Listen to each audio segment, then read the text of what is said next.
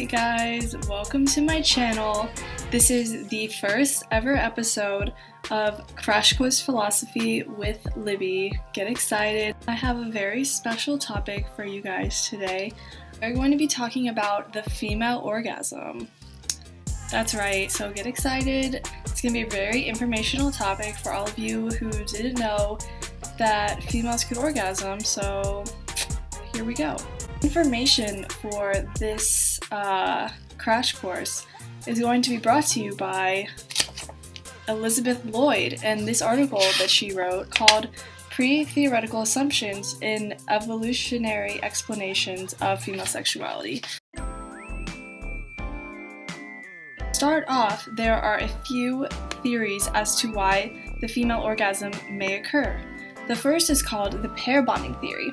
This is basically the idea that in a monogamous heterosexual couple of any species, the chance of survival drastically increases through mutual cooperation of both partners. So essentially, this means that the female orgasm is an award for pair bonding. This theory has its flaws, of course, because it is operating under the assumption that the orgasm is directly linked with sexual intercourse. The second theory is that the female orgasm is related to bipedalism and is only the result of humans being able to walk upright. And therefore the theory goes that the female spills the semen out of her vagina when they stand up after having sex, thus making the orgasm more likely for women to lay down after having sex. But there are still several arguments against this theory. According to Shirley Strum, there are some species of baboons that would go sit down after an orgasm and leave a puddle of semen where they were just sitting. And of course this has no impact on fertility, so obviously this is not a very good theory. In addition to the evolutionary hypotheses for female orgasm, there are some possible hormonal explanations. Some people believe that females are only willing to mate when they are in a period of time called estrus or estrus. That is the phase of the menstrual cycle when the female is most fertile.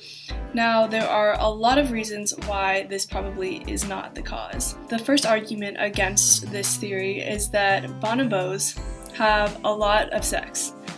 Like, a lot of sex. So if they only wanted to have sex when they were in estrus, that would mean they were fertile around 80% of the time, which is just not likely at all. Research has been done to discover whether or not females in estrus are more likely to have sex. Several research studies have proven that in monkeys, baboons, and chimps, it's just not the case. So people believe that maybe social factors are more likely to influence sexual behavior than hormonal factors. So the argument that peak sexual interest and peak fertility are occurring at the same time in females is still widely accepted by many researchers.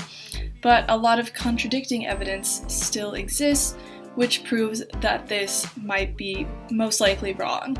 Just one example, Alfred Kinsey did a study on the fluctuation in sexual desire and found that only 11% of people exhibit a peak sexual interest during the part of the human reproductive cycle when they are most likely to be fertile. An additional study done by Singer and Singer finds that only 6 to 8% of women experience an increase in sexual desire around the time of ovulation, which is when they would be most fertile. Now that we've discussed the hormonal and the evolutionary significance of the female orgasm, or the possibilities of why these would be significant, now we can look into terms of embryology. So Donald Simons, the author of the book The Evolution of Human Sexuality, argues that since both males and females begin from the same embryological form, we both have the same potential for developing sexual organs.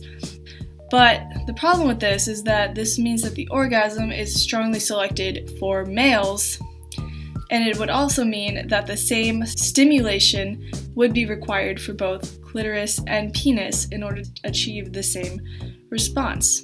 Now, a lot of feminists disagree with this by saying that it is dismissive of female sexuality.